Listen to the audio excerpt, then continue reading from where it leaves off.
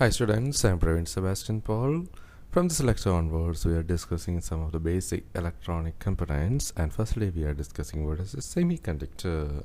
So dear students, electronics is the branch of physics which deals with the study of generation, motion, manipulation, control and detection of electrons in vacuum tubes as well as semiconductors under the applied electric or magnetic field. The branch is originated after the invention of vacuum tube diode, which is a two-element electronic rectifying device which was invented by J.A. Fleming in the year of 1904. In 1906, Lee De Forest added a third element called a control grid to the vacuum diode, resulting in the first amplifier, that is a triode. In early 1930s, the 4-element tetrode and 5-element pentode gained prominence in the electron tube industry. The era of the semiconductor electronics is started after the invention of semiconductor diode in 1926 by L.O. Grontel and P.H. Giger. They found rectifying properties in a semiconducting copper oxide copper junction, and by 1938 W. Schottky developed a theoretical explanation for it.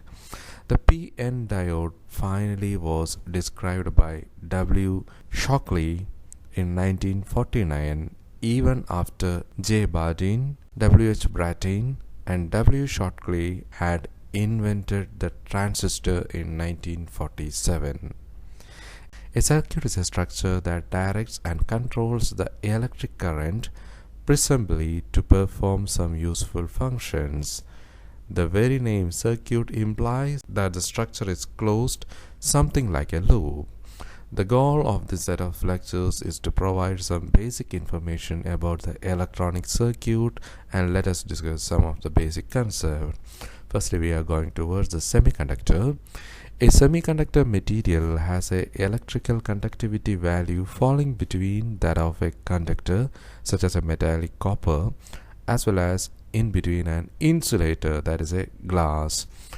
Its resistivity falls as the temperature rises, and metals behave like opposite of this. Its conducting properties may be altered in useful way by introducing some impurities into a crystal structure. This adding of impurity is known as doping. When two different doped regions exist in the same crystal, a semiconductor junction is created.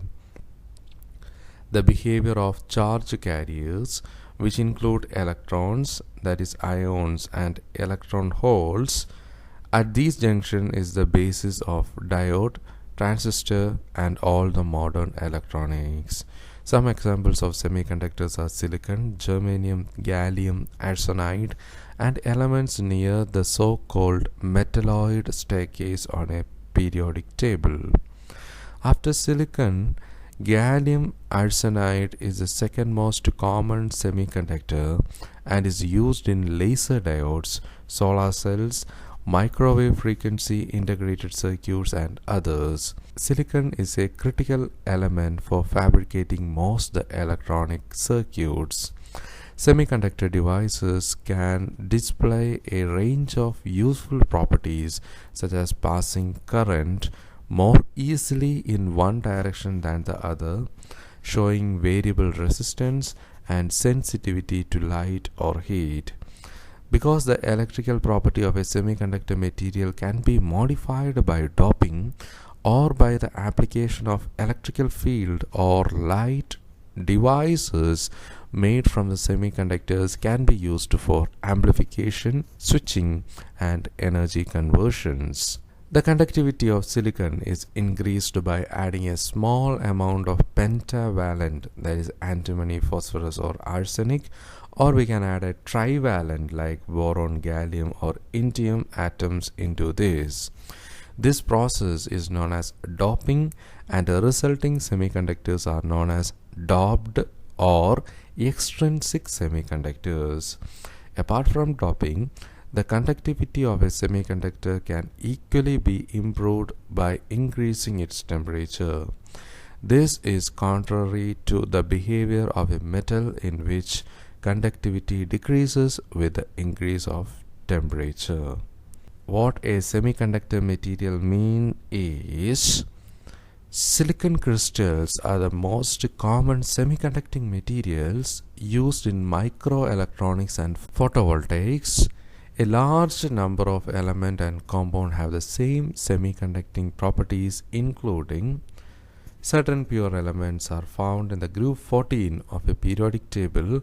The most commercial important of these elements are silicon and germanium. Silicon and germanium are used here efficiently because they have 4 valence electrons in their outermost shell, which give them the ability to gain or lose electron equally at the same time. Secondly, binary compound, particularly between the element of group 13 and 15, such as gallium arsenide, group 12 and 16, group 14 and 16, and between different group 14 elements like silicon carbide, also gives this semiconducting property. Thirdly, certain ternary compounds like oxides and alloys can also be formed, and organic semiconductors can also be made from organic compounds. The most common semiconducting materials are crystalline solids, but amorphous and liquid semiconductors are also known. These include hydrogenated amorphous silicon and mixture of arsenic, selenium and tellurium in a variety of proportions. These compounds share with better known semiconductors the properties of intermediate conductivity and a rapid variation of conductivity with temperature, as well as occasional negative resistance. Such disordered materials lack the rigidity crystalline structure of conventional semiconductors such as silicon. They have generally used in thin film structure, which do not require material of higher electronic quality, being relatively insensitive to impurity and radiation damage. So my dear students, these are some of the basic concepts relating with the semiconductors. So dear students, kindly go through this assignment question. Our question is, write notes on semiconductors. So my dear students, in the upcoming lecture we will discuss what is an extrinsic semiconductor. So dear students, see you soon. Until then, goodbye, thank you and all the best.